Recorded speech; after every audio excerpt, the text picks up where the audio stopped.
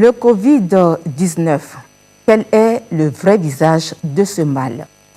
Le mystère demeure. Des informations tous azimuts sur ce virus aussi controversé, les unes que les autres nous envahissent tous les jours, au point où l'on ne sait plus quoi retenir exactement. Simple impression ou c'est la réalité? Ce qui est sûr, c'est que le mal existe et l'on s'acharne de tous les côtés pour l'anéantir. Le monde est ébranlé. Les chercheurs scientifiques sont bousculés et des médecins s'activent. Chez nous, le nombre de cas contaminés a baissé ces derniers jours. Devrons-nous en réjouir ou baisser la garde? Non, pas du tout. La guerre contre le Covid-19 ne fait que commencer. Mais déjà, les impacts sont déjà là. Nous parlerons beaucoup plus ce soir de l'impact psychologique sur la population et sur le corps médical soignant. Nous évoquerons largement le programme national de transfert monétaire Novici que l'État a mis en place pour soutenir les couches vulnérables. Vous écouterez à cet effet quelques concernés que sont les conducteurs de taxi-moto à propos de cette mesure d'accompagnement. Que font les maires des différentes communes dans cette lutte contre le coronavirus? Le maire de la commune d'Agogne-V2 est avec nous ce soir. Mesdames et messieurs, bonsoir à tous et merci d'être au rendez-vous de nos différentes émissions sur le Covid-19.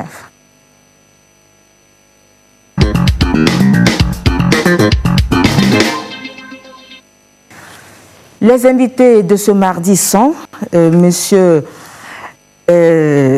Taka Kalina. Il est psychologue au niveau de l'Université de Lomé. Il est membre de la commission ad hoc de la riposte Covid-19. Monsieur Kalina, bonsoir. C'est lui qui est là à l'extrême droite. Bonsoir. Vous allez bien? Oui, je me porte bien. Merci. Bienvenue dans nos studios. Merci bien. À côté de monsieur Kalina, nous avons le maire, monsieur Kofi Bolor. Il est le maire de la commune d'Agogne V2. Monsieur le maire, bonsoir et bienvenue. Bonsoir, madame Carole. Et à ma gauche, à l'extrême gauche, nous avons madame Myriam Dossou. Elle est la directrice générale de l'Institut national de l'assurance maladie, INAM. Elle répondra tout à l'heure à nos questions sur le programme Novici. Madame Dossou, bonsoir et merci d'être avec nous ce soir. Bonsoir, Carole Peto. Et à l'extrême gauche, nous avons Dr Lidao Bawe. Il est médecin infectiologue. Il est en service du côté du CHU Sylvanus Olympie. Dr Bawe, bonsoir. Bonsoir. Voilà, les invités sont présentés. Ensemble, ce soir, nous allons encore parcourir quelques informations concernant le Covid-19. Alors, la première information qui nous intéresse et qui vous intéresse également, c'est de connaître la situation du Covid-19 dans le pays. Nous allons nous tourner donc vers Dr Bawe. Dr Bawe, comment évolue la situation du Covid-19 dans notre pays? Quels sont les chiffres du jour? Alors, merci pour la question. À la date du 14 avril 2020, nous sommes à 77 cas confirmés, dont 32 guéris et 3 décès toujours. Voilà la situation à cette date du 14 avril 2020. Très bien. Alors, je l'ai dit tout à l'heure dans mon introduction que ces derniers jours, le nombre de cas contaminés a diminué légèrement, a baissé.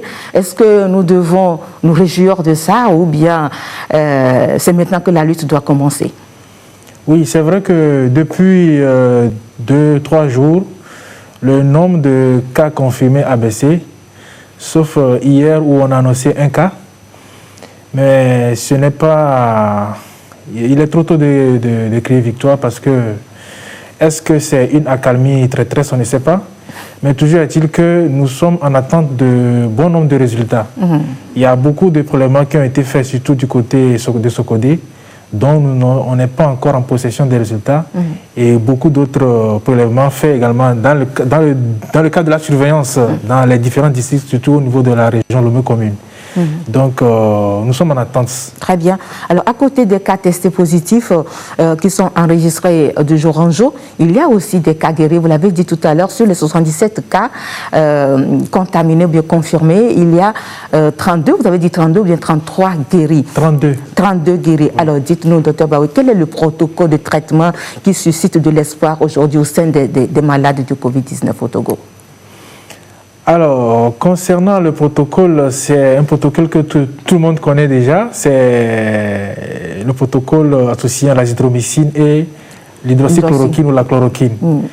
Mais il faut noter que ici au Togo, ce protocole n'était pas d'emblée rentré en vigueur, c'est-à-dire n'était pas systématique chez tous les patients. D'ailleurs, les premiers cas guéris, bon nombre n'avaient pas bénéficié de ce protocole. Et il s'en est sorti. Et depuis qu'il y a cette pression médiatique et cette pression de la population, tout ça, nous avons institué systématiquement ce protocole à tous les patients, qu'ils soient symptomatiques ou non. Alors, concernant le recul sur ce protocole, c'est vrai qu'il découle d'un essai qui a été mené en France.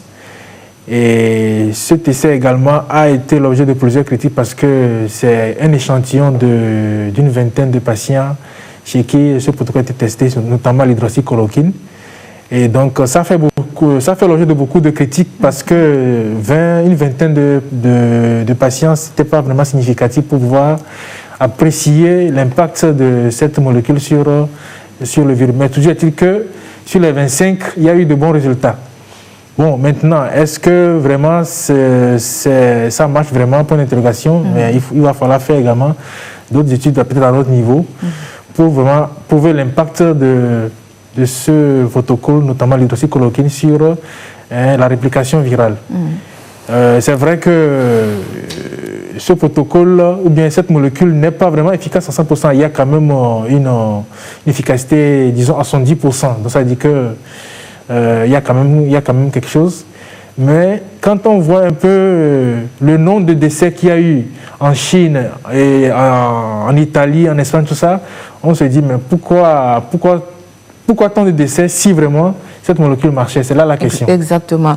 Ouais. C'est là la question, effectivement, parce que ici aussi, au plan national, beaucoup de personnes se posent la même question.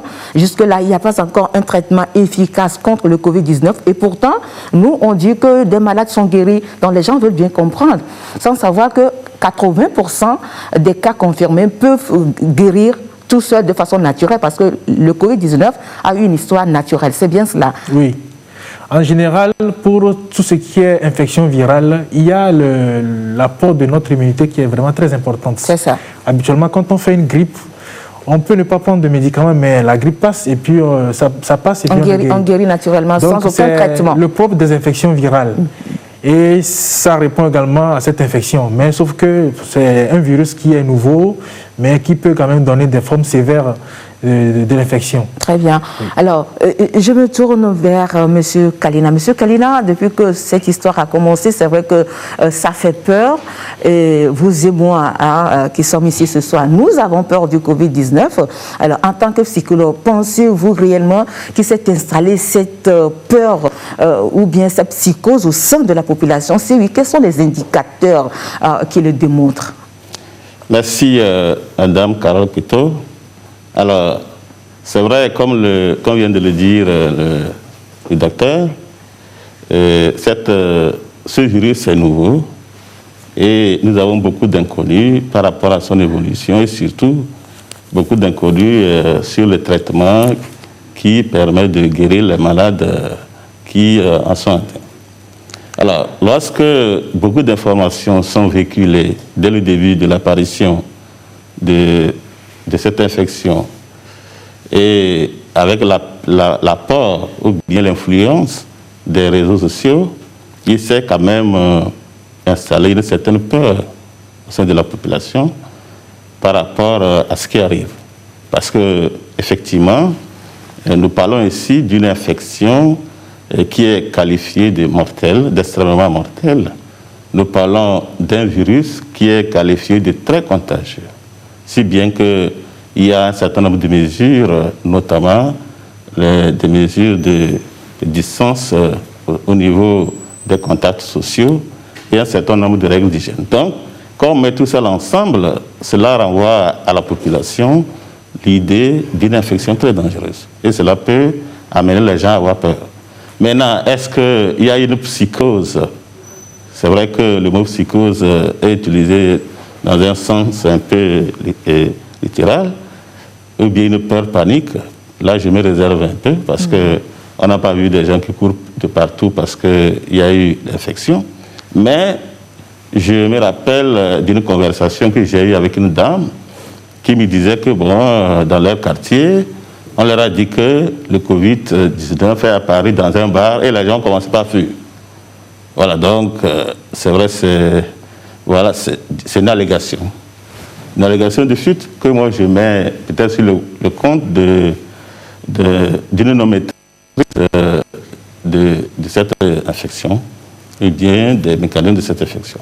Voilà, donc, une peur panique ou bien une panique au sein de la population, je ne donnerai pas une réponse très tranchée, mais il est clair qu'il s'est installé au sein de la population une certaine anxiété.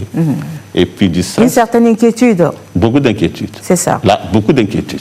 Parce que là, c'est vrai que chacun de nous a peur. Enfin, nous avons peur. De quoi? En réalité, de la mort. Puisque le virus véhicule l'idée de mort. Alors, heureusement que le médecin vient de nous dire qu'il y a de bonnes nouvelles, parce qu'il y a beaucoup de personnes qui guérissent. Et ça, je pense que ce sont des nouvelles qui doivent rassurer la population. Mais, comme il a également dit, nous ne devons pas relâcher par rapport à ce qui est prescrit comme mesure de prévention. Voilà. Merci beaucoup.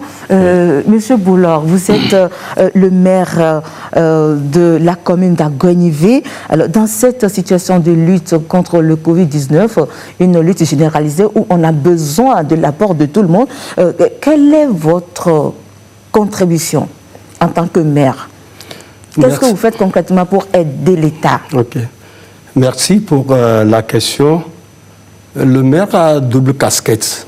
La première casquette du maire, le maire est là d'abord pour servir de fil conducteur au niveau de la population. Le maire est le chef de l'exécutif au niveau de la mairie. À ce titre, il est obligé de coordonner les actions en collaboration avec la population. La seconde casquette, c'est que le maire est là pour appliquer les décisions de l'État sur le terrain. C'est à ce titre que le maire doit être informé sur les décisions que le gouvernement a prises ou les décisions qui sont en train d'être prises au niveau du gouvernement, maîtriser ces décisions et faire appliquer ces décisions au niveau de la population. Donc, lorsque les décisions sont prises au niveau du gouvernement, il y a une stratégie qui a été élaborée au niveau de notre commune. C'est de mettre en place une cellule au niveau de la commune pour qu'on puisse aller vers la population pour leur expliquer dans un sens simple, pour que la population puisse comprendre. Dans une démarche citoyenne. C'est la démarche citoyenne. Et faire en sorte qu'on puisse sensibiliser la population. Pourquoi l'État a pris cette décision? L'État ne se lève pas pour prendre une décision comme ça. Si ce n'est pas grave, l'État ne va pas prendre la décision. Ça veut dire que quelque part, vous avez senti quelques réticences, ou bien des réticences, ou bien des plaintes même, qui sont formulées par vos administrés. Vous savez, même en Europe où les gens c'est un pays développé, vous voyez que les gens au début n'ont pas pris, n'ont pas mesuré l'importance de la chose. Ils sont rattrapés par cela. À plus forte raison, à notre niveau, il faudra quand même qu'on développe une stratégie, qu'on développe qu'on sensibilise la population pour leur dire attention, si les Européens, avec les moyens qu'ils ont, n'arrivent pas à faire face à cette pandémie, il faudra qu'on se prépare. Et le maire est là vraiment pour expliquer, et le maire est là pour contrôler, pour faire le suivi. Nous allons revenir tout à l'heure sur les différentes prérogatives pardon, j'allais dire du maire. Je me tourne vers Madame Dossou. Madame Dossou, pardon.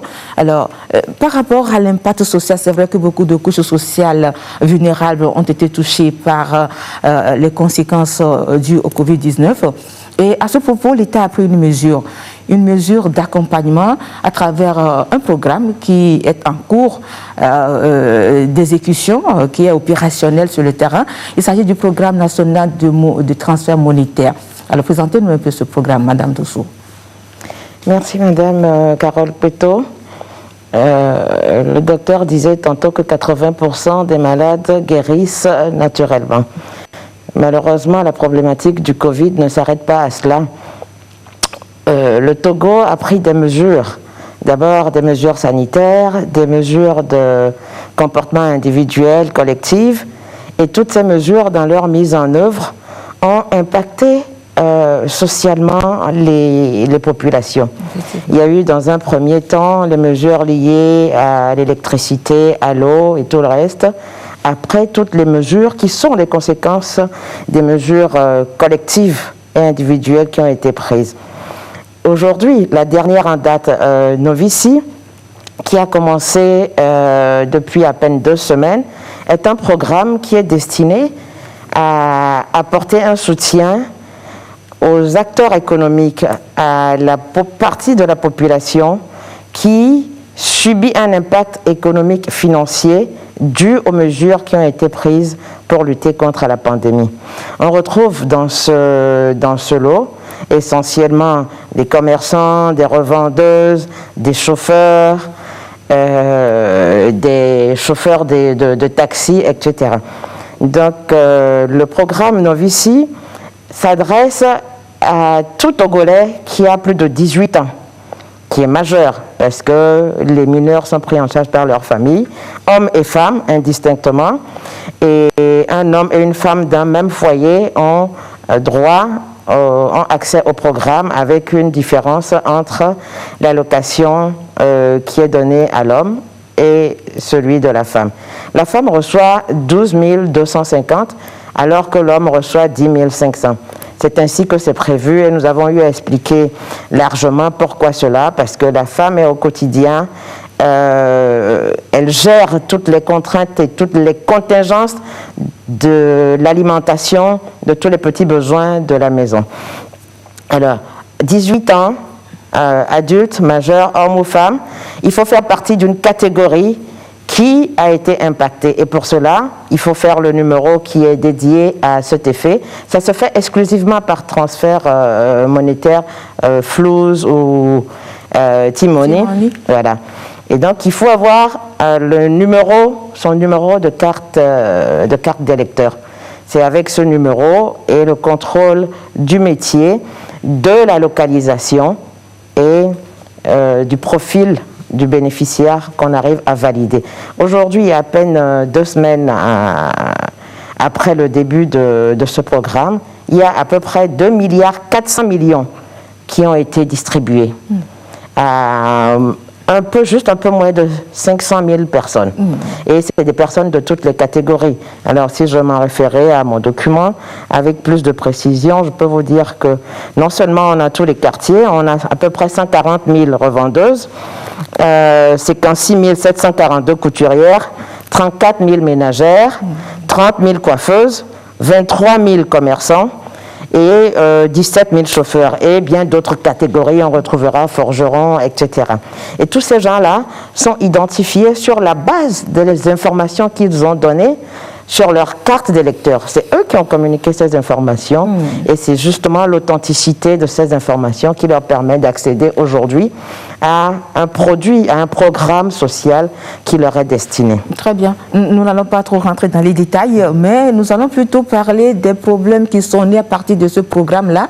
Et la grosse polémique aujourd'hui, ça concerne justement la carte avec laquelle on peut se déclarer et être bénéficiaire de ce programme. Vous parlez de la carte d'électeur. Beaucoup de personnes se posent la question de savoir pourquoi est-ce que c'est avec la carte d'électeur qu'il faut faire cette opération-là, que c'est fait à dessein et que ça a un caractère politique. Qu'est-ce que vous répondez, Madame Dossou? Alors, ce que je vais dire d'entrée de jeu à tous nos téléspectateurs, L'apparition de ce virus, le Covid-2019, a chamboulé le monde entier. Les informations dont on dispose sont fluctuantes, ça court. Il est vraiment demandé d'avoir de la tolérance vis-à-vis des informations, de la tolérance vis-à-vis des solutions qui sont proposées, de les accepter, d'adhérer, de s'engager et surtout de continuer à réfléchir et à contribuer à améliorer toutes ces solutions-là. En prenant en compte, bien entendu, nos moyens spécifiques, nos contraintes locales et les informations dont on dispose au moment où on porte les solutions. Pourquoi la carte d'électeur? La carte d'électeur est la carte qui est aujourd'hui disponible que à peu près 3 600 000 Togolais ont, contrairement à la carte d'identité. C'est la seule carte également qui n'est disponible et utilisée que par des gens qui sont majeurs. Le programme est adressé aux gens qui ont plus de 18 ans. Donc lorsqu'on regarde, c'est le document qui permet de sélectionner très facilement et de répondre, de caractériser l'échantillon ou du moins la population cible. À côté de ça, c'est également le seul document qui est accessible gratuitement. La carte d'électeur est gratuite. Elle est celle qui comporte une information sur la géolocalisation. Parce que dans la recherche des solutions, les solutions sont adaptables à l'environnement économique, à la structure socio-économique et culturelle du pays, et on notera également à la géographie. Il y a une composante géographique, la preuve. Pour éviter que le virus voyage, les mesures qui sont prises à Lomé, c'est vrai que la plupart des mesures individuelles sont recommandées dans toutes les villes du pays. Mais à un moment, il y a eu un confinement des villes. Et on voit aujourd'hui avec, je parle sous le contrôle du docteur, avec les informations qu'on a, qu'il y a des endroits qui sont plus ou moins des déserts virologiques aujourd'hui, et on prie pour que ça continue. Donc cette composante géographique, elle est importante aussi pour adapter la solution. La carte d'électeur permet également de localiser et de savoir où les gens ont voté, où ils se sont inscrits, où ils sont. Et donc, je le disais tantôt, les solutions, elles viennent, elles s'adaptent, on progresse, on accepte, on y adhère, on les améliore au fur et à mesure. Et depuis que le programme Novici est mis en œuvre, je pense que les utilisateurs, les usagers ont vu se mettre en place des réponses à un certain nombre de préoccupations. Il existe aujourd'hui un numéro qu'ils peuvent appeler pour, lorsqu'ils ont des difficultés, et pour faire des réclamations, etc. Donc, la carte d'électeur, à ce stade et au moment de la prise de décision, demeurait l'instrument le plus approprié pour répondre à cette solution-là, pour mettre en œuvre cette solution. Il a fallu l'imaginer. Nous avons appelé les dieux de la solidarité et nous leur avons demandé de nous inspirer dans la plupart de nos pays. Aujourd'hui, on se demande comment est-ce qu'on organise la solidarité pour faire face au Covid, parce que ce n'est pas qu'une question sanitaire. L'impact économique est important et on risque de se retrouver vraiment avec des situations de drame. Donc ensemble, allons vers ces solutions progressivement. Très bien. Je vous demanderai respectueusement d'être brève dans la réponse que vous donnez, parce que nous avons une heure bien définie pour cette émission. Et si nous voulons explorer les questions, toutes les questions, on risque de ne pas finir cette émission au temps qui nous est imparti. Alors, docteur Baoué, c'est vrai, Madame Doussou l'a dit, cette crise, ce n'est pas qu'une crise sanitaire. Plus qu'une crise sanitaire, c'est une crise humanitaire. Alors, les gens se posent vraiment beaucoup de questions. Et par rapport aux informations qu'on reçoit, qu'on partage sur les réseaux sociaux et sur les toiles, beaucoup de doutes et beaucoup de zones sombres, voilà, des zones sombres sont à éclaircir. Les gens se posent la question de savoir pourquoi est-ce que l'État ne procède pas à un dépistage systématique de la population. Alors, un dépistage systématique de la population, il faut avoir les moyens pour le faire. C'est vrai qu'à ce stade, actuellement, le dépistage est fait selon des critères. Mais l'État a quand même mis des moyens assez colossaux dans la cagnotte pour faire face aux défis du Covid-19. Oui, c'est vrai. Vous parlez encore de moyens? L'État a mis des moyens, mais ce n'est pas seulement au niveau du dépistage. Il y a la prise en charge, il y a beaucoup de choses. Alors, dépistage systématique, il faut d'abord disposer des tests pour le faire. Et à ce jour, c'est vrai que nous avons dépassé le stade d'importation de la maladie. C'est-à-dire que le premier cas, c'était un cas importé. Et à partir de ce cas, il y a eu des cas contacts qui sont contaminés, ainsi de suite. Aujourd'hui, ce qui est sûr, la maladie est dans la communauté.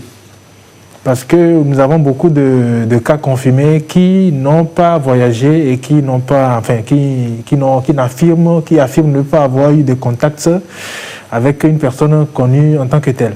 Donc ça veut dire qu'il y a des gens qui sont asymptomatiques, qui sont contaminés, qui sont asymptomatiques, qui sont dans la société et qui contaminent les autres. Alors, le dépistage systématique, il va arriver vraiment si on arrive à un stade où vraiment les cas confirmés grimpent de façon exponentielle. Tout à fait. Pour le moment, le dépistage n'est pas systématique, mais il est fait selon certains critères. Très bien. Je vous arrête là.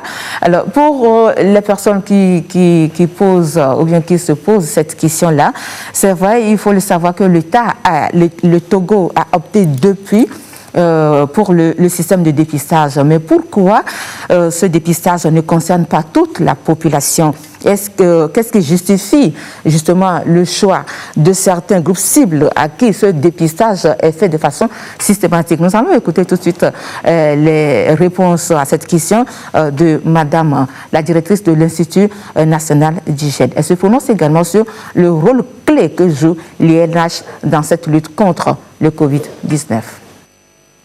Le gouvernement est déjà dans un système de dépistage, sauf que ce dépistage concerne les populations à risque.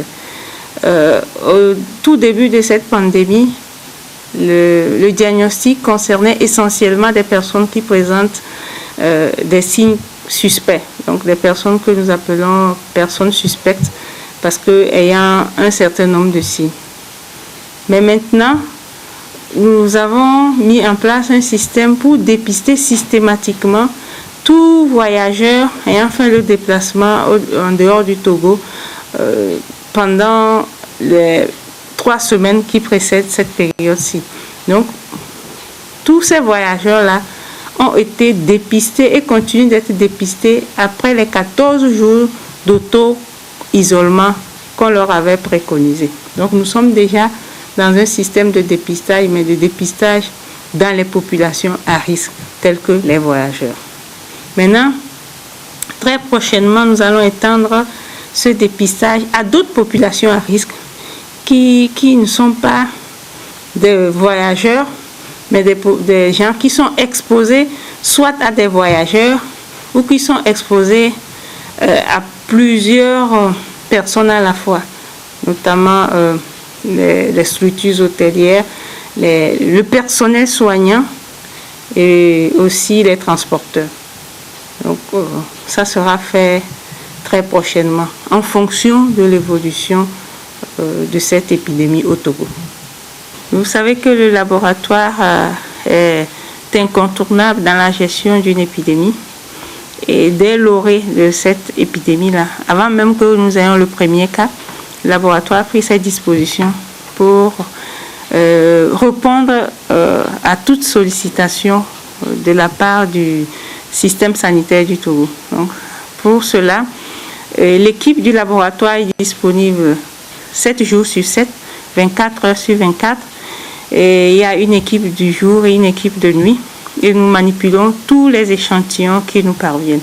Aussi, cette équipe du laboratoire a formé sur toute l'étendue du territoire les autres équipes des districts sanitaires pour pouvoir réaliser dans des conditions de biosécurité, biosécurité, les prélèvements qui sont convoyés à l'Institut national d'hygiène.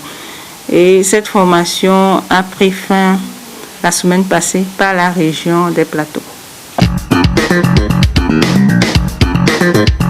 Voilà, Monsieur Kalina, vous l'avez dit tout à l'heure, hein, que la situation, elle est inquiétante. Moi-même, j'ai prononcé le mot inquiétante ou bien inquiétée. Et la situation, elle est inquiétante, elle est alarmante, l'heure est grave, le corona tue. Lorsque le cerveau reçoit et enregistre toutes ces phrases ou tous ces mots négatifs, alors, comment doit-il réagir et de quelle manière? Merci, madame. Effectivement, comme vous venez de le dire, ce sont des expressions, bien des mots qui sont source d'anxiété. Donc, quand ces phrases négatives sont prononcées, effectivement, notre cerveau les enregistre. Et il ne va pas m'étaler sur les aspects techniques concernant le cerveau. Une chose est sûre, il y a une partie du cerveau qui traite les émotions. On parle du cerveau des émotions. Et ce que je peux dire de façon simple, c'est que ces informations influencent négativement notre façon de penser, nos croyances et nos perceptions de la réalité. Et de cette façon, ces pensées vont à leur tour influencer notre comportement, nos actions. Donc vous voyez que c'est tout un mécanisme complexe qui fait que finalement, ce qu'on observe chez l'individu, c'est son comportement qui parfois déroute parce qu'on ne le comprend pas, mais c'est que derrière tout ça, il y a un certain nombre de pensées qui ont engendré un certain nombre d'émotions, un certain nombre de sentiments, et finalement, cela se traduit par des actes et des comportements parfois déroutants. Donc, notre cerveau est mis à contribution dans tout ce qui est comme réaction face aux informations, face aux discours sur le Covid-19 et bien d'autres choses encore. Oui. Alors, c'est ma mère qui disait, depuis que cette histoire-là a commencé, elle disait ceci: tout le monde est malade à cause du coronavirus. Tout le monde est malade. Et Monsieur Kalina, vous êtes psychologue. Alors, de quelle maladie parle-t-on exactement? Et quels sont les signes de cette maladie?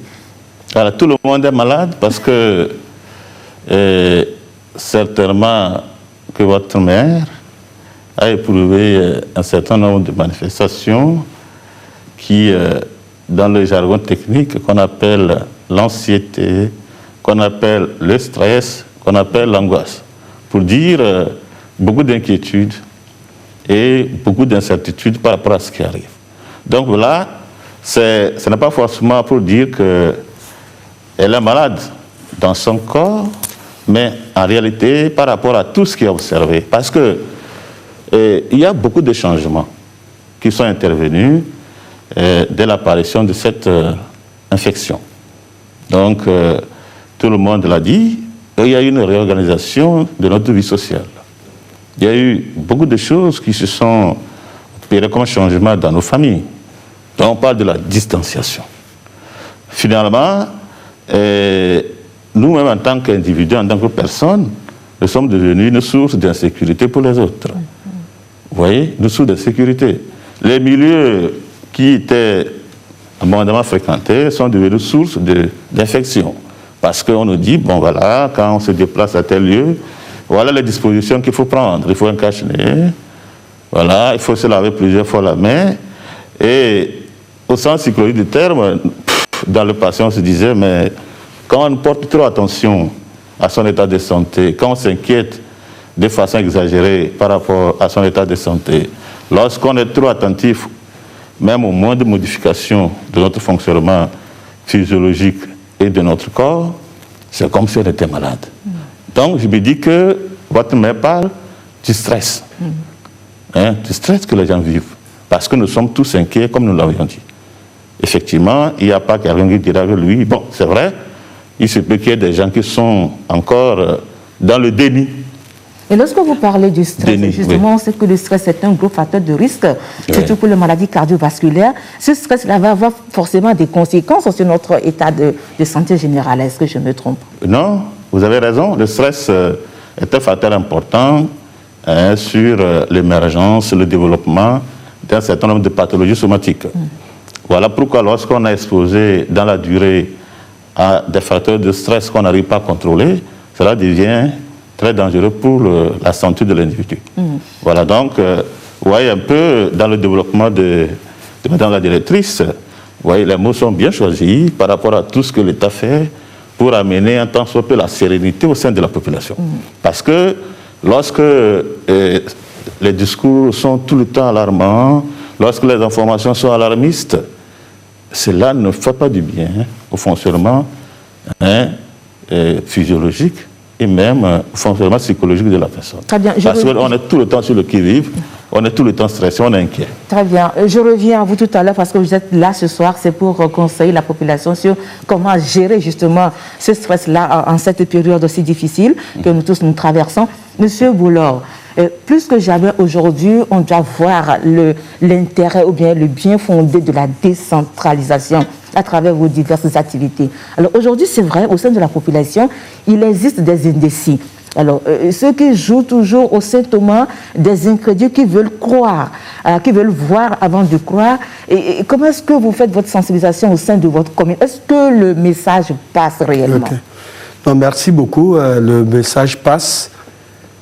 C'est vrai que à cause d'une seule personne, le pays peut être bloqué pour un long moment. Ça, il faut qu'on se le dise. Parce que lorsqu'on arrêtera cette situation, lorsqu'on est sûr qu'il n'y a plus de cas, mais lorsque un seul individu se dit « Non, bon, moi je ne crois pas, je peux faire ce que je veux », et c'est lui qui va transmettre la maladie à d'autres personnes, c'est une situation que tout le monde va vivre. Donc notre souci, c'est de faire en sorte que tout le monde puisse se mettre au pas au niveau des communes. Se mettre au pas, cela ne veut pas dire que nous allons vivre comme les militaires, faire des actions pour les obliger. Non, mais c'est d'arriver à les convaincre. C'est vrai, des mesures comme les funérailles, on ne doit pas avoir plus de 15 personnes. Ce n'est pas de notre habitude. Quelqu'un qui va mourir, vous allez dire que vous n'allez pas trouver plus de 15 personnes. Mais il faut faire comprendre à la population que si nous voulons sortir rapidement de cette situation, tout le monde doit se mettre au pas. Si certains se mettent au pas et que d'autres pensent que non, ce n'est pas vrai, c'est eux qui vont retarder cette période et ça fera en sorte que vous allez constater qu'au niveau de la France, ils ont décrété un mois de confinement, mais après un mois, ils sont obligés d'aller encore un autre mois. Et on n'est pas sûr. Bon, peut-être on souhaite pour eux, mais si ce n'est pas fini, ils sont obligés de le faire. Mais au début, nous rendons grâce à Dieu, les autorités ont pris les taureaux par la corde. Vous allez voir que les taux tels que les gens ont prédit, ce n'est pas ça qui se réalise en Afrique. Donc il faut qu'on continue sur cet élan tout en mettant l'accent sur la sensibilisation. En plus de la sensibilisation, nous avons créé ce que nous appelons les cellules d'éveil, les cellules de dénonciation. Tout de suite, si on dit que les gens ne doivent pas se regrouper plus de 15, et on trouve déjà, il y a des sentinelles qui en forment et on envoie les autorités, pas militaires, mais la force, pour aller dissuader les gens de dire que non, écoute, la loi n'autorise plus les gens d'être ensemble plus de 15. Il faut garder vos idées. Je me tourne vers Mme Dossou, justement parlant des attroupements. Avec le programme Novici, on remarque qu'on constate ces attroupements monstres au niveau des points où les bénéficiaires doivent aller toucher leurs sous ou bien doivent aller s'enquérir des informations, recevoir des informations. Est-ce que vous êtes conscient de ce que ce programme-là a engendré ou bien engendre aujourd'hui et qu'on constate partout un peu dans les villes? Je suppose que vous parlez peut-être des bureaux des sociétés de téléphonie. Oui. Si c'est celle-là. Oui. Alors, ce qu'il faut dire déjà dans un premier temps, c'est que les gens se rendent dans ces bureaux pour la plupart pour régler des problèmes techniques liés aux difficultés où on a perdu son code PIN, où il y a eu ceci, certes. Mais il est tout à fait normal qu'on retrouve une tendance des gens à vouloir aller récupérer leurs fonds dès qu'ils les ont. Et ça aussi, les acteurs appliquent les mesures autant que possible, les mesures de distanciation. Et nous exhortons d'ailleurs tous ces acteurs, à chaque fois qu'ils ont 2, 3, 4 personnes, de faire en sorte que ces gens puissent garder la distance minimale qui évite la contagion du Covid. C'est vrai que certaines personnes ont des masques, mais ça ne résout pas le problème. Il est possible, mais il faut que les gens qu'on soit autodisciplinés. Parce que c'est chacun à son niveau qui doit contribuer à cette bataille, à cette guerre, à cette lutte contre le Covid-19. Docteur Baoué, par rapport au Covid-19 et à nous les Africains, il y a ce chercheur scientifique, Didier Raoult, qui fait la une des médias. Il se retrouve au centre d'une polémique justement par rapport à la chloroquine, mais là, la question n'est pas là. Mais la dernière fois, il a laissé entendre que l'Afrique est relativement protégée contre le Covid-19. Alors, comment tu entends comprendre cette déclaration de Didier Raoult? Est-ce que nous, les Africains, nous nourrissons une petite lueur d'espoir par rapport à cette pandémie? L'Afrique est relativement protégée. Je pense que c'est par rapport aux propriétés physico-chimiques du virus lui-même. Et on sait que le virus ne résiste pas trop longtemps en temps de chaleur. Et nous sommes dans une zone, dans un climat qui est tropical. Et donc, c'est un facteur défavorisant pour le virus. Mais n'empêche qu'on a eu des contaminations en Afrique.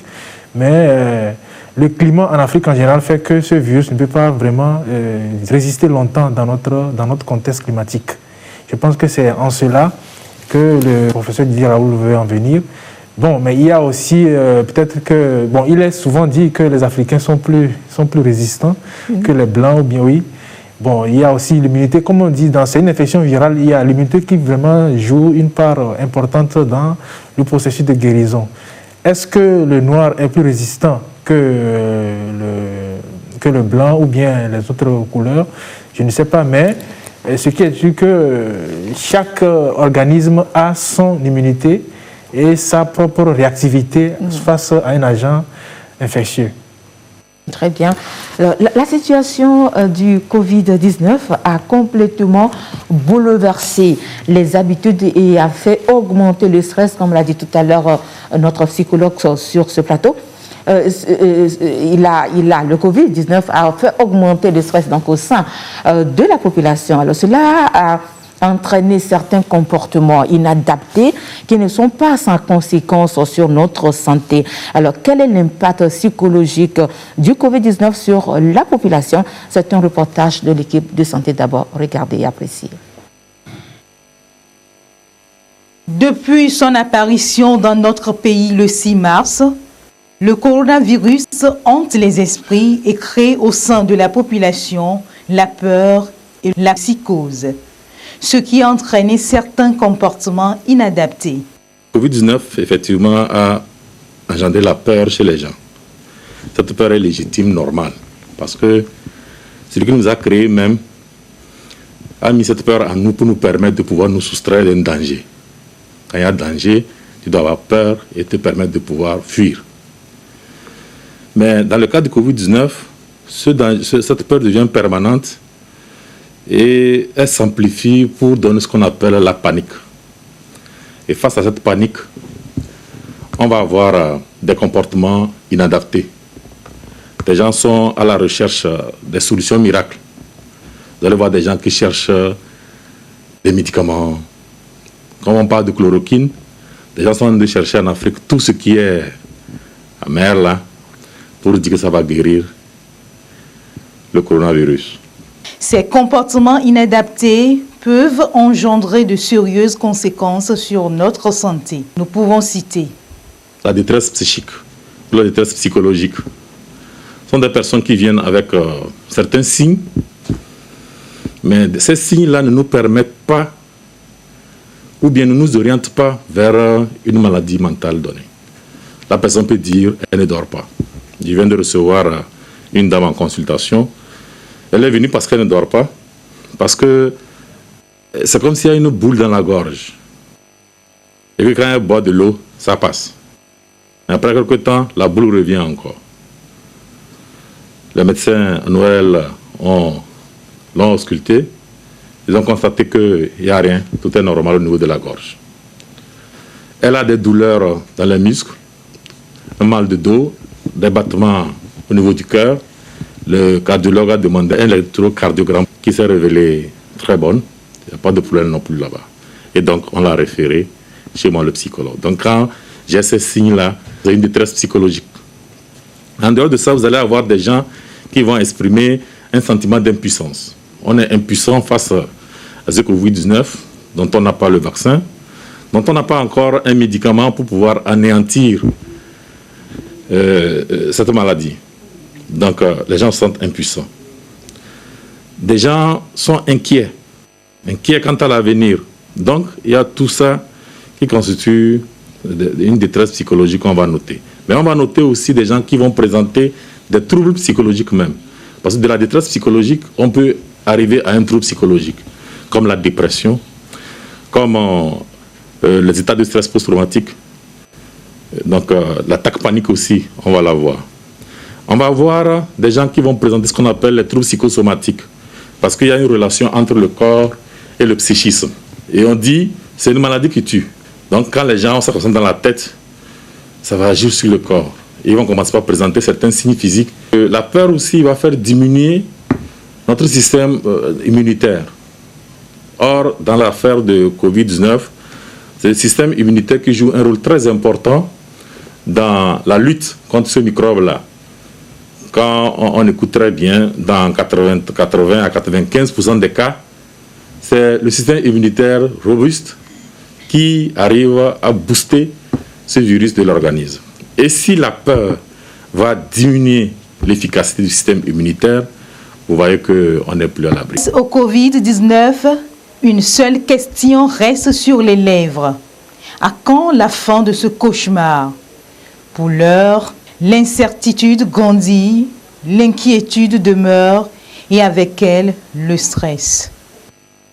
J'ai dit qu'il y a absence de vaccin. Quand les gens entendent ça, ils sont stressés. J'ai dit qu'il y a absence de médicaments pour pouvoir anéantir la maladie coronavirus. Quand les gens entendent ça, ils sont stressés. Quand les gens voient le caractère contagieux de l'infection, puisque selon les explications, c'est un virus qui, si quelqu'un a touché un objet et qu'il a laissé le microbe là-dessus, tu touches, toi tu vas le prendre. Mais les gens ne savent plus qui a touché quoi avant lui. Est-ce que ce qu'il veut toucher là, est-ce que ce n'est pas déjà contaminé? Il est stressé. Je suis parti, mes enfants, est-ce qu'ils respectent les règles de barrière? Ça me stresse. Est-ce que si jamais j'étais infecté, est-ce que dans mon pays, on peut bien prendre soin de moi? Ça nous stresse. Donc, et puis les informations aussi alarmistes que, excusez-moi, les médias donnent. Hein, des titres comme 607 morts ce jour en Italie, vous voyez. Et les gens, ce sont des informations comme ça, nombre de morts, nombre de personnes infectées, comme si c'est un match entre le nombre de personnes infectées et le nombre de morts. On ne nous dit jamais combien sont guéris. Ça va stresser les gens aussi. Restons calmes, responsables et mûrs dans nos comportements. Respectons les gestes barrières. Lorsqu'on se sent trop stressé, cherchez à consulter un psychologue. Il saura nous accompagner en essayant de dissiper nos craintes. Ceci à travers une bonne séance de psychothérapie.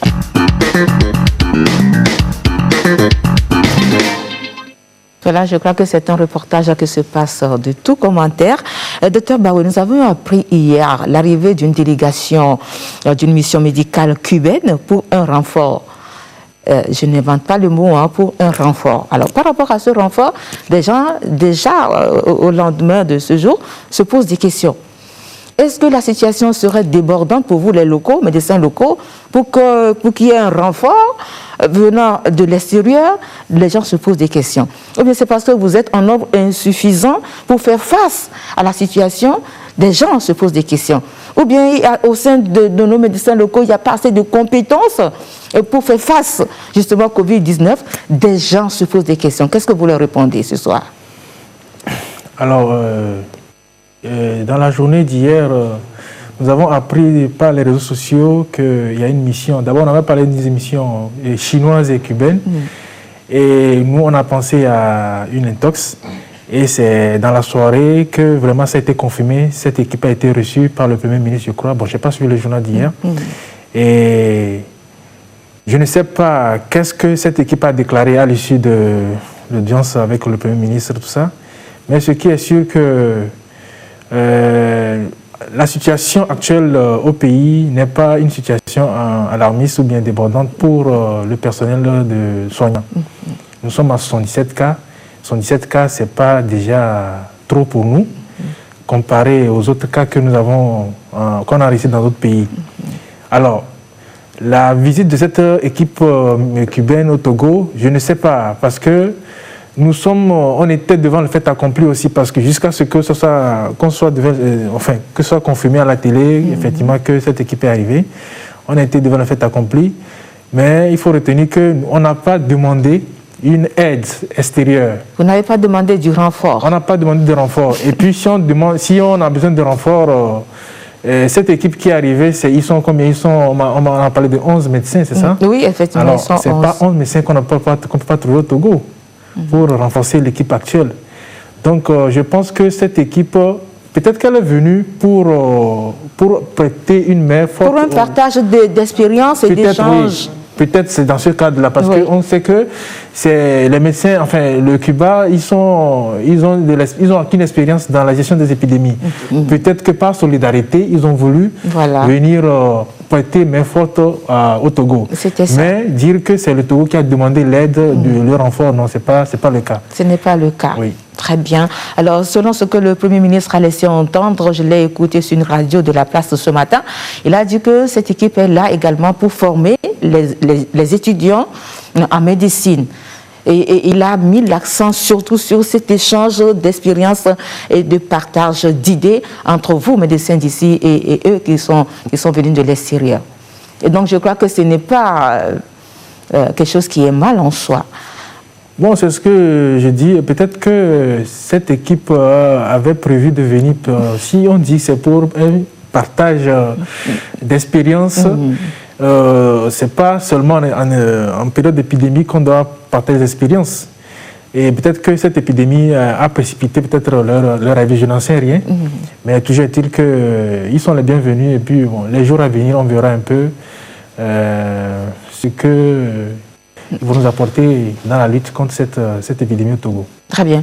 C'est vrai que nous ne sommes pas là pour aborder ou bien pour consacrer beaucoup de temps à cette question précise, mais déjà ce matin, ça suscite vraiment des commentaires et des doutes au sein de la population qui se demande est-ce que, alors pourquoi cette équipe est là en renfort?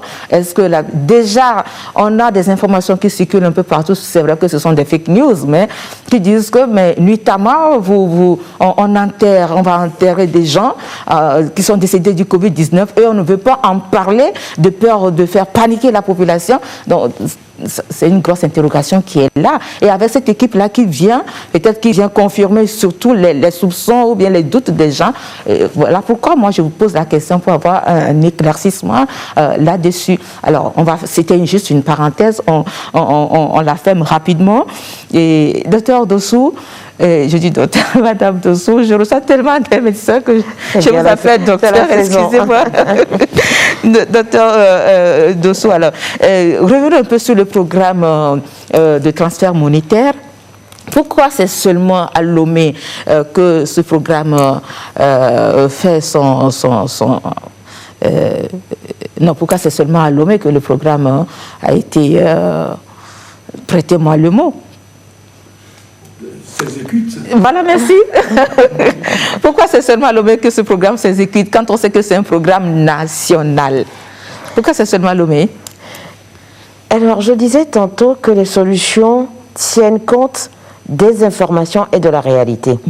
Aujourd'hui, quand on observe le Covid-19 et les mesures qui sont prises, les mesures qui empêchent les gens de continuer à avoir une activité et des ressources, elles sont essentiellement sur Lomé. Le couvre-feu. l'interdiction d'ouvrir des bars, les restaurants et toutes les activités nocturnes. Il y a eu d'ailleurs, cela coule de source, lorsqu'on vous demande d'être à plus d'1 mètre. C'est vrai que sur un Zémidjan et dans un taxi, quand vous êtes à 2-3, vous vous mettez en situation de propagation et d'exposition au virus. Donc ces mesures ont été prises essentiellement dans Lomé et ses alentours, dans le Grand Lomé comme on le dit.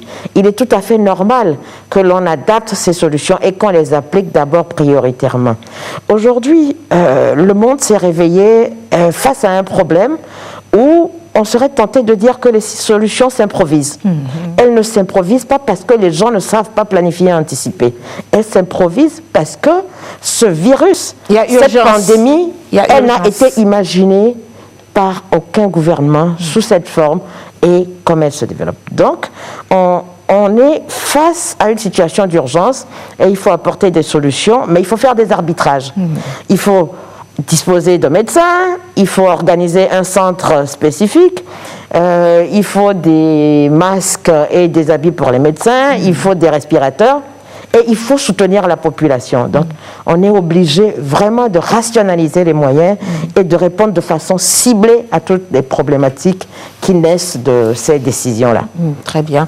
Alors, parmi les mesures prises par le gouvernement, il y a celles relatives aux conducteurs de taxi-moto. Comment ont-ils accueilli cette première mesure du gouvernement qui parlait de l'interdiction de leurs activités, ou bien de leur activité, j'allais dire. La mesure d'accompagnement actuellement en cours, comment l'ont-ils accueilli? Nous allons écouter quelques-uns s'exprimer. C'est dans ce reportage signé Daniel Hemazo. Il y a quelques jours, le gouvernement a décidé de suspendre les activités des conducteurs de taxi-moto dans la ville de Lomé avec des mesures d'accompagnement. Cette disposition qui, parmi tant d'autres, s'inscrit dans la lutte contre la propagation du Covid-19, semble priver ces citoyens de leur gagne-pain. C'est ce travail qui nous nourrit. C'est avec ça qu'on prend soin de nos familles, qu'on paie l'électricité, le loyer et la scolarité de nos enfants. Et c'est avec le Zémidjan que nous aidons nos familles du village. Ils se sont levés d'un coup pour arrêter le travail. Et cela ne nous a pas plu. Il faut une organisation autour de la chose, que tout le monde se calme. À l'annonce de cette nouvelle, déjà le lendemain matin, ces conducteurs de taxi-moto n'ont pas cessé d'en débattre aux différents points de stationnement. Comment ont-ils accueilli cette mesure du gouvernement concernant leur secteur d'activité?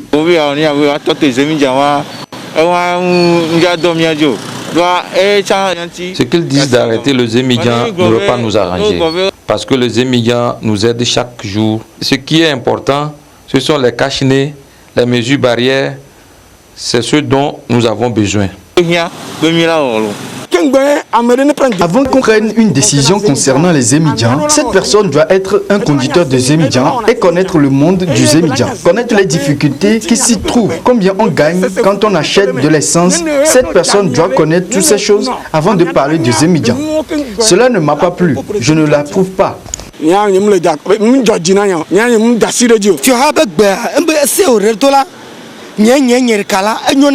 Cette mesure du gouvernement me va personnellement bien. Mais ce que je déplore, c'est qu'elle a été très immédiate. Nous n'avons aucune économie pour tenir dans cette mesure. Les mesures d'accompagnement qui devraient précéder cette application n'ont pas été effectives. Et c'est pour cela que nous, les Zémidjans, on s'est fâchés. Suite à cette grogne, le gouvernement a décidé de suspendre cette décision pour le 11 avril 2020, le temps de rendre opérationnelles et effectives les mesures d'accompagnement. 4 jours plus tard, le gouvernement lance le programme de transfert monétaire Novici visant à soutenir tout citoyen togolais ayant perdu son revenu en raison de l'adoption des mesures de riposte contre le coronavirus. Selon ce programme, ces conducteurs de taxi-moto bénéficient d'un montant de 20 000 francs CFA par mois. Est-ce que cette somme nous arrange? Non. Ils vont nous donner, on va prendre. Mais s'ils arrêtent notre activité, ça va nous déranger dans le pays. Cette somme qu'ils vont distribuer va-t-elle suffire pour nourrir toute la famille? Certainement pas. Ils vont nous donner par mois ou comment? On va faire des affaires avec ou comment? D'après la mise à jour du 11 avril 2020, 282 874 Togolais ont déjà bénéficié de ce programme de transfert monétaire pour une durée de 2 semaines. Ce qui fait un montant total de 1 649 241 000 francs payés aux bénéficiaires. Le gouvernement consent certes des efforts, mais ces efforts sont-ils rassurants et satisfaisants pour les bénéficiaires? La question reste posée.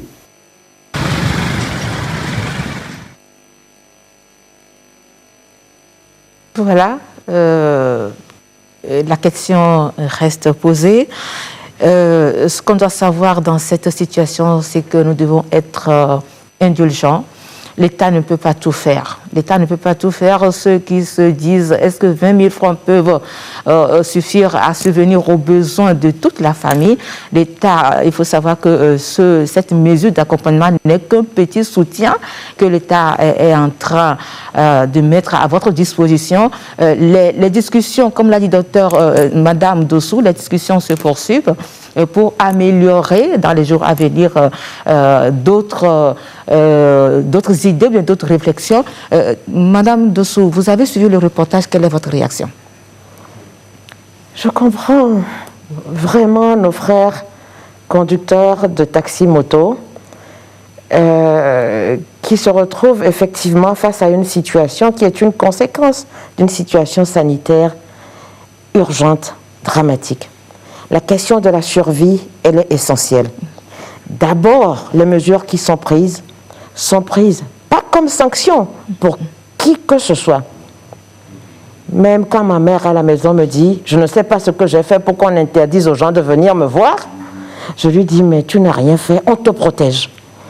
Et donc, ce ne sont pas des mesures sanctions, c'est des mesures qui ont pour objectif de nous protéger tous pour que nous puissions survivre au Covid et continuer à subvenir aux besoins de nos familles et à construire. Alors, la solution apportée aujourd'hui, elle est une solution acceptable, reconnaissons-le, et travaillons ensemble à trouver un équilibre entre lutter contre le Covid et survivre. Et ça, c'est l'équation la plus difficile. Mais on y arrivera avec beaucoup de tolérance et un engagement citoyen, un engagement humain, parce que le Togo n'est pas seul dans cette situation. Nous avons des ressources limitées. Heureusement, aujourd'hui, la communauté internationale s'engage plus ou moins. Au fur et à mesure qu'on aura des moyens, qu'on aura des solutions plus innovantes, plus adaptées les unes que les autres, elles seront déployées. Mais soyons tolérants, gardons patience. Je sais que c'est difficile.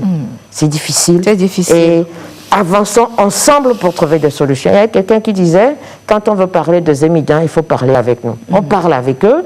Ceux qui prennent les décisions vont continuer à parler avec les émigrants pour que, au-delà des émigrants, tous ceux qui aujourd'hui se retrouvent en difficulté et pour qui j'ai une pensée solidaire puissent trouver les moyens de survivre au Covid. Merci beaucoup, Madame Dossou.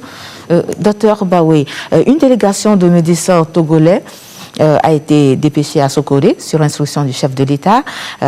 Est-ce qu'il y aurait un autre centre de prise en charge sur place là-bas à Sokodé pour la prise en charge des malades du Covid-19, à l'instar du CHR Lomé commun que nous avons ici à Lomé? Oui, il faut noter que en dehors du premier cas confirmé ou bien positif qu'on a enregistré à Sokodé, nous avons eu une vague de cas confirmés, essentiellement qui sont des expatriés. Et on se dit qu'il faut mettre les bouchées doubles à ce niveau-là parce que Sokodé aujourd'hui est considéré comme un épicentre. Donc d'ailleurs, beaucoup de prélèvements ont été faits et cette semaine, ça continue. Et donc, c'est ce que je disais tout à l'heure qu'on n'est pas encore, on ne peut pas encore crier victoire parce qu'on est en attente de beaucoup de résultats. Donc, la plupart beaucoup de résultats sont venus de Sokodé.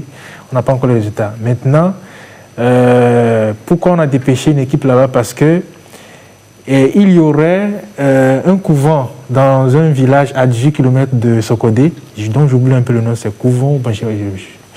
Et donc ce couvent est fréquenté par beaucoup d'expatriés, des Américains, des Anglais. Et j'ai même demandé à un collègue médecin là-bas, qu'est-ce qu'on fait exactement? On m'a dit que bon, c'est un couvent, on fait des rituels vaudous, tout ça. Et donc, ces expatriés viennent là-bas, je ne sais pas dans quel but, enfin, c'est un couvent qui est fréquenté. Et c'est comme ça que on a détecté des cas confirmés là-bas. Et donc, on se dit que si on ne prend pas de mesures idoines dans ce village-là, ça va être également un nid.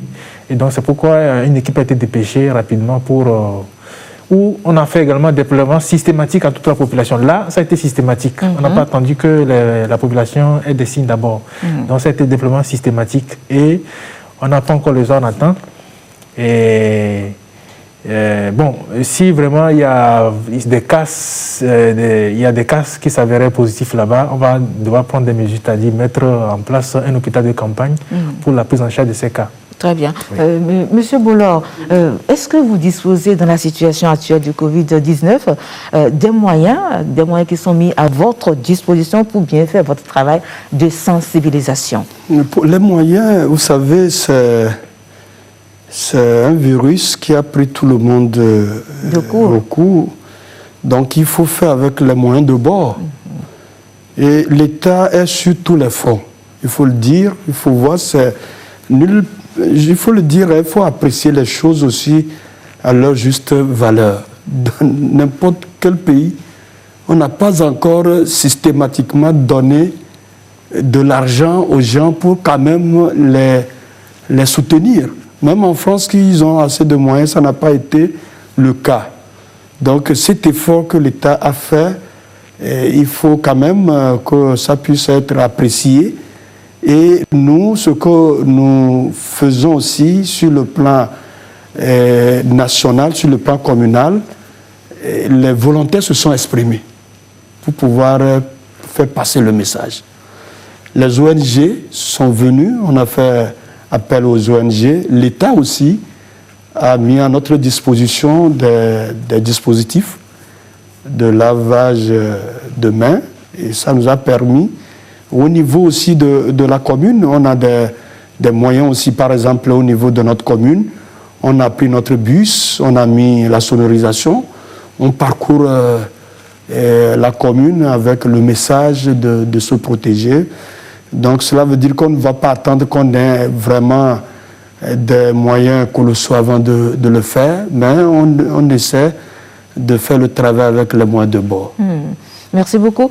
Monsieur Kalina, vous savez que les médecins aujourd'hui sont au front, et même s'ils ont prêté un serment pour sauver des vies, ils sont aujourd'hui les plus exposés. Est-ce que vous pensez qu'on pourrait peut-être les prendre en charge psychologiquement? Merci, madame.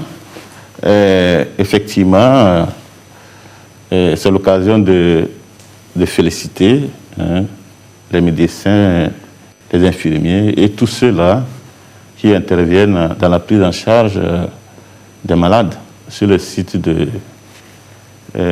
CH Lomé Commune à Kégué. Parce que c'est un travail très difficile dans la mesure où il s'agit d'une infection due à un virus dont on n'a pas la maîtrise de tous les contours. Et de surcroît, une infection qui est très contagieuse.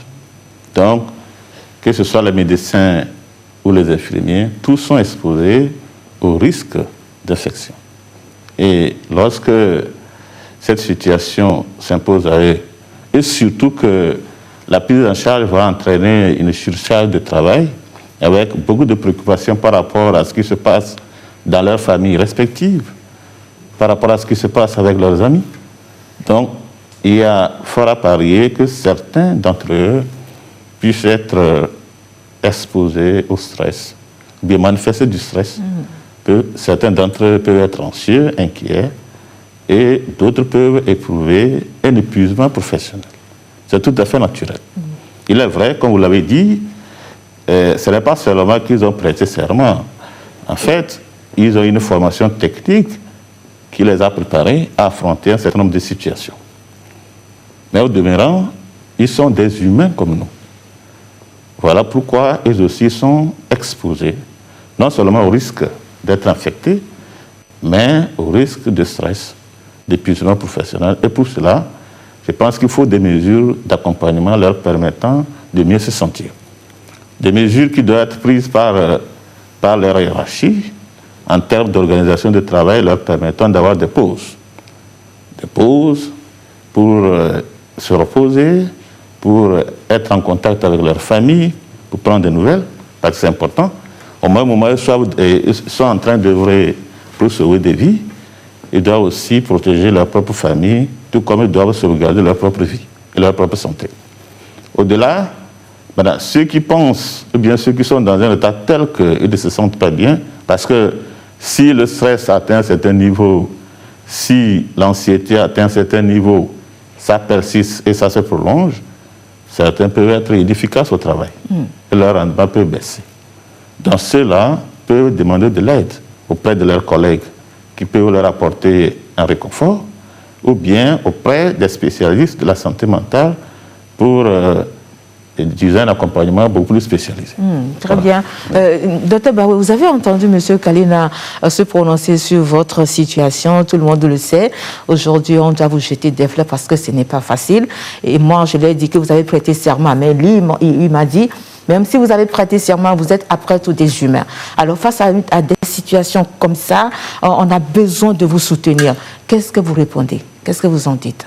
Oui, il a tout à fait raison. On a besoin de soutien. C'est vrai qu'on a prêté serment, mais comme il a dit, nous sommes avant tout des humains et nous sommes devant une maladie qui tue un nombre important de personnes. Et ça fait peur, ça alarme non seulement les soignants aussi, mais la population, la famille, tout ça. Donc, on a forcément besoin de soutien. C'est vrai que le soutien, c'est vraiment important pour que tout le personnel soignant se sente en sécurité, en sécurité dans la tâche que nous menons actuellement.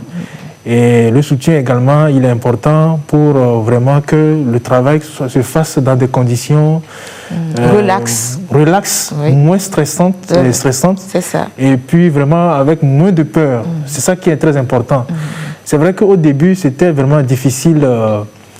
Au début, nous avons commencé avec une équipe restreinte qui a été élargie avec le personnel du CHLM commune que le ministère a fait appel.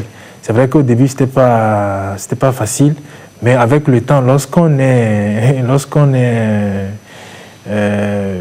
rentre dans la danse, ça devient de la routine. Ça devient de la routine.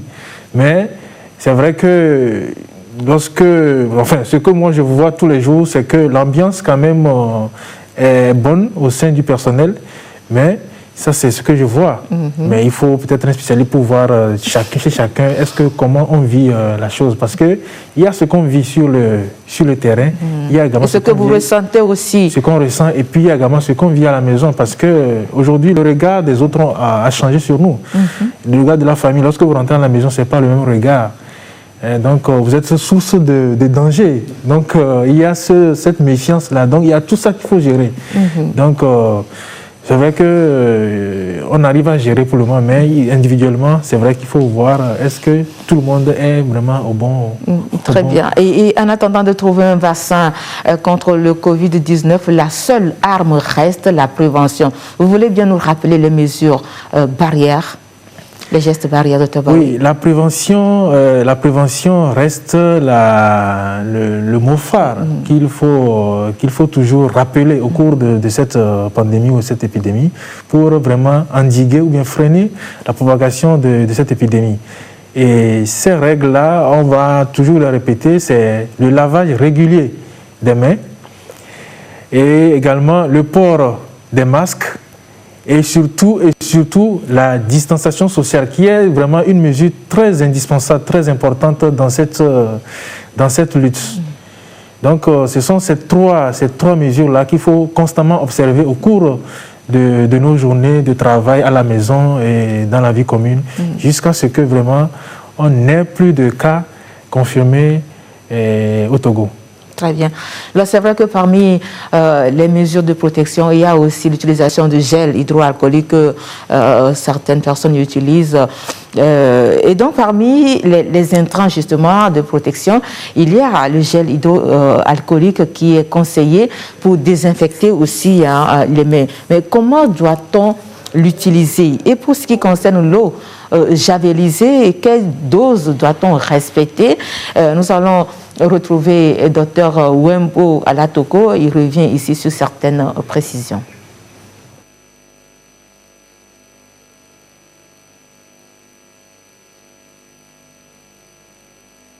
Les gels hydroalcooliques produits dans des conditions normales n'abîment pas la peau.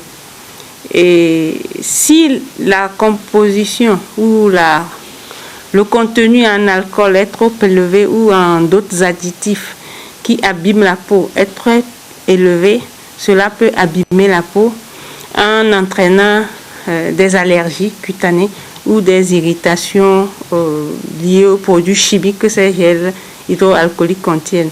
Maintenant, revenant à l'utilisation du gel lui-même, nous avons préconisé que tant qu'il y a l'eau et le savon, il vaut mieux privilégier l'eau et le savon plutôt que le gel hydroalcoolique. Parce que l'eau et le savon, il est plus efficace que les gels hydroalcooliques et moins irritant dans certaines conditions que le gel hydroalcoolique. L'avantage qu'offrent quand même les gels hydroalcooliques, c'est qu'ils sont déplaçables et qu'on peut les utiliser partout où on se trouve, ce que l'eau et le savon n'offrent pas comme avantage. Pour ce qui est des gels produits dans les conditions réglementaires, on peut les utiliser en moyenne 5 à 6 fois dans la journée, sans risque d'abîmer sa peau. L'eau de Javel contient du chlore et ce chlore est irritant. Et l'eau de Javel est utilisée à plusieurs desseins, notamment pour nettoyer les surfaces ou pour décontaminer les tissus ou les habits ou encore pour se laver les mains. Donc l'eau de Javel qu'on utilise pour se laver les mains est le plus dilué possible et celui qu'on utilise pour nettoyer les surfaces est un peu plus concentré. Donc celui qu'on utilise pour nettoyer les surfaces est à 0,5%. Et pour l'obtenir, si nous partons d'une solution chlorée de 8 degrés chlore, on doit prendre un volume de cette solution de chlore auquel on va ajouter 6 volumes d'eau pour avoir une solution concentrée de chlore qui ne servira pas à nettoyer les mains, mais pour nettoyer les surfaces contaminées. Maintenant, pour laver les mains, à partir d'une solution de 0,5% d'eau de Javel que nous avons précédemment produit en prenant un volume d'eau de Javel pure contre 6 volumes d'eau. Donc, on prendra cette solution diluée à 0,5%. Une part de cette solution contre 9 parts d'eau pour l'avoir diluée et pour que ça ne puisse pas irriter la peau. Donc, ce qu'on utilise pour les surfaces est dilué encore 10 fois pour ne pas abîmer la peau, pour qu'on puisse l'utiliser pour laver les mains à la place de l'eau et le savon. Que chacun puisse se protéger les voies respiratoires avec les masques que nous appelons masques chirurgicaux. Et si ces masques chirurgicaux ne sont pas disponibles, que nos couturiers puissent nous coudre avec nos tissus que nous avons sur place, ces masques chirurgicaux-là. L'essentiel, c'est que ça soit propre, que nous puissions les utiliser comme barrière pour éviter la transmission locale de Covid-19 au Togo. Ensemble, nous pourrons juguler cette pandémie-là, qui est une histoire non plus des du personnel soignant, mais de toute la population togolaise, parce que personne n'est épargné. Et si nous commençons par le nourrisson jusqu'au vieillard, et nous commençons par l'artisan du village jusqu'au grand médecin de Lomé, personne n'est épargné. Et donc, il faut que chacun de son côté joue sa partition dans la lutte contre cette pandémie-là. Voilà, Dr Baoué, il semblerait que parmi les malades en surveillance actuellement au niveau du CHR Lomé commune, il y a 2 cas qui sont des cas hautement à risque et qui sont surveillés comme le lait sur le feu. Est-ce que vous voulez nous en dire un peu plus sur ces 2 cas-là? Est-ce que ce sont des cas qui ont la forme grave de la maladie, qui sont sous respirateur, par exemple? Non, actuellement, on n'a pas de malades sous respirateur. Mais c'est vrai qu'on a 2 cas, mais qui ont des facteurs de risque. On a un cas qui est obèse, vraiment une obésité morbide, et puis un cas qui est diabétique. Donc ce sont les 2 cas que nous avons actuellement. Et donc le cas diabétique, ça va, sa glycémie est maîtrisée, elle est asymptomatique. Et par contre, c'est le cas obèse qui nous pose un petit souci. C'est vrai qu'elle était rentrée avec des signes respiratoires, mais là, les signes respiratoires sont rentrés dans l'ordre.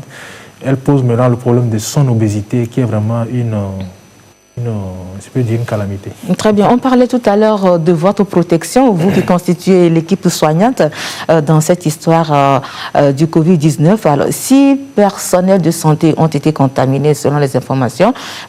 Comment se présente aujourd'hui leur état de santé? Non, il n'y a pas 6 personnels de santé qui ont été contaminés. On a 5. 5? 4 médecins et 1 infirmier. 5. Et sur les 5, 3 ont retrouvé leur santé. Le dernier est sorti hier.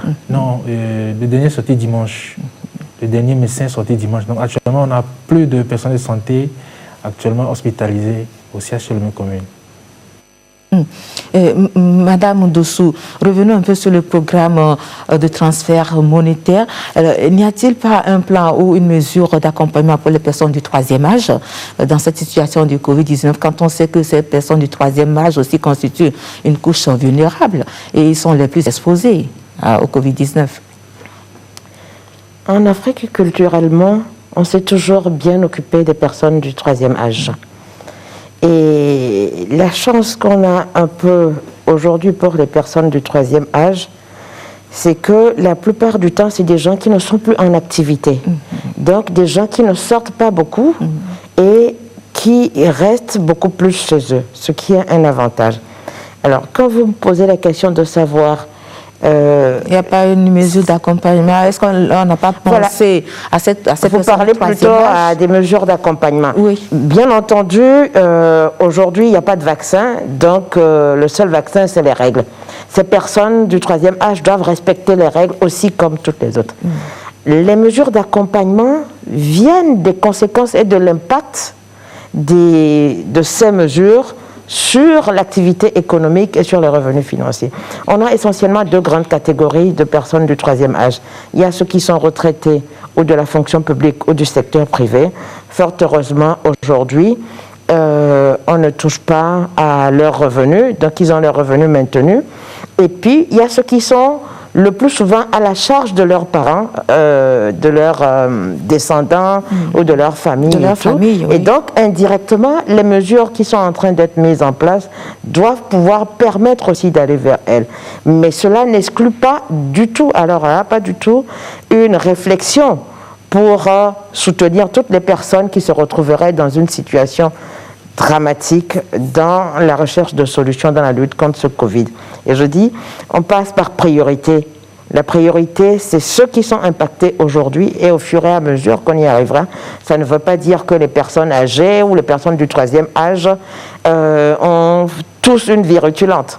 Il y a des problèmes qui existaient pour lesquels on a des solutions structurelles qui sont en cours de réflexion et qui vont continuer après le Covid et pendant.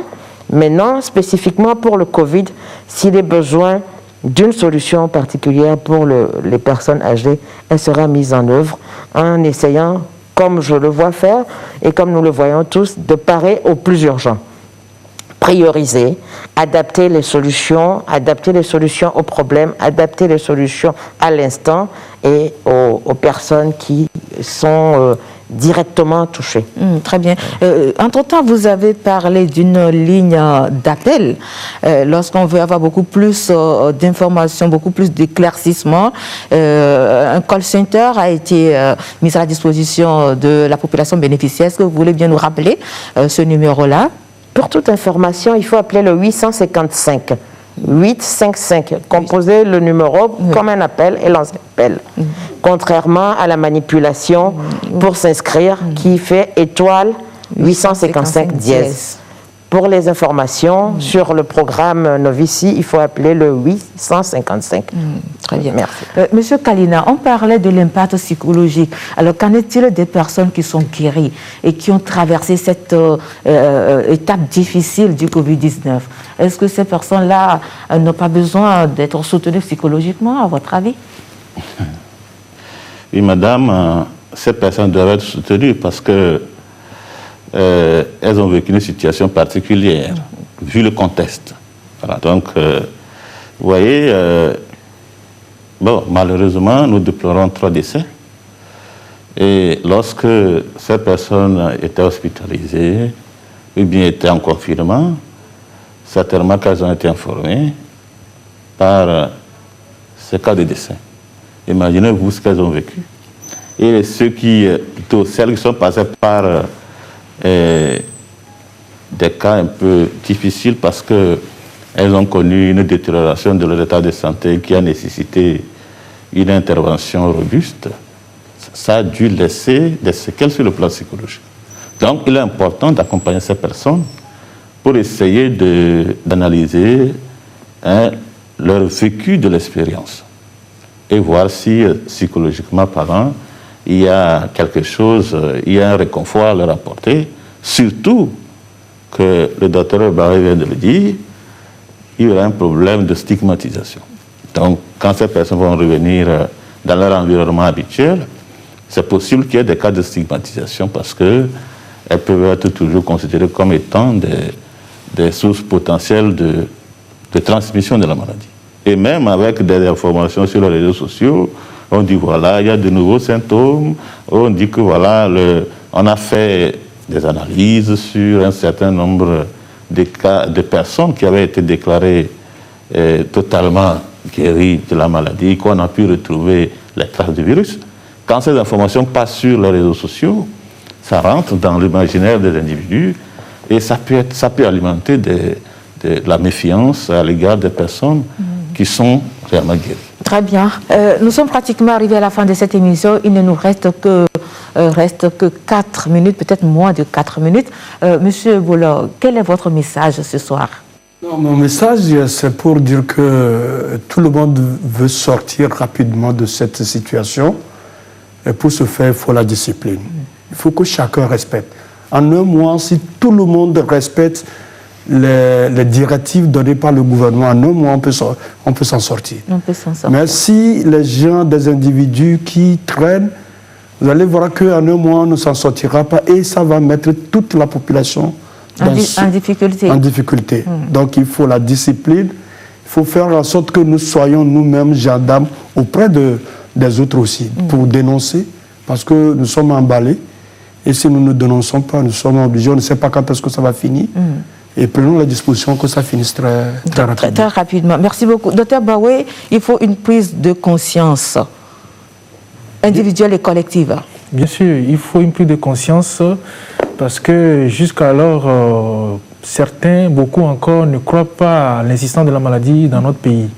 Et si on ne croit pas, c'est vrai qu'on va outrepasser les mesures qui sont préconisées. Donc c'est pour réaffirmer encore aujourd'hui que la maladie existe, elle est bien présente dans notre pays et nous convions toute la population, comme l'a dit monsieur le maire tout à l'heure, a une discipline. C'est la discipline qui pourra résoudre ce problème parce que nous n'avons pas encore de médicaments, on n'a pas encore de vaccins. C'est la discipline, le respect des mesures préconisées qui va permettre d'endiguer cette épidémie au Togo. Merci beaucoup. Madame Dosso, nous sommes tous impliqués dans une lutte qui ne dit pas encore son nom. Et elle doit continuer. Nous devons continuer. Le Covid nous enseigne l'humilité, la solidarité et le maire le disait tantôt, la discipline. Ensemble, luttons. Il y aura des solutions. Elles peuvent sembler imparfaites. Elles peuvent sembler pas satisfaisantes, mais gardons à l'esprit que nous devons lutter ensemble parce que nous sommes tous concernés, nous sommes tous exposés. Merci beaucoup. Monsieur Kalina, une phrase pour gérer le stress, qu'est-ce qu'il faut faire? Et pour gérer le stress... une seule phrase. Une seule phrase. Oui. Nous devons nous informer auprès des sources fiables et faire en sorte que nous puissions nous relaxer quand c'est possible. Merci beaucoup, chers invités, d'être passés sur le plateau de Santé d'abord dans cette émission spéciale sensibilisation pour des résultats vraiment efficaces contre le Covid-19. C'est la fin, mesdames et messieurs, c'est la fin de cette émission. Tout le plaisir a été pour nous de vous l'avoir présenté. La sensibilisation se poursuit. Merci à toute l'équipe de la réalisation. Je vous retrouve demain à la même heure pour l'émission Amina. Portez-vous bien et surtout prenez bien soin de votre santé. On se dit à demain. Au revoir.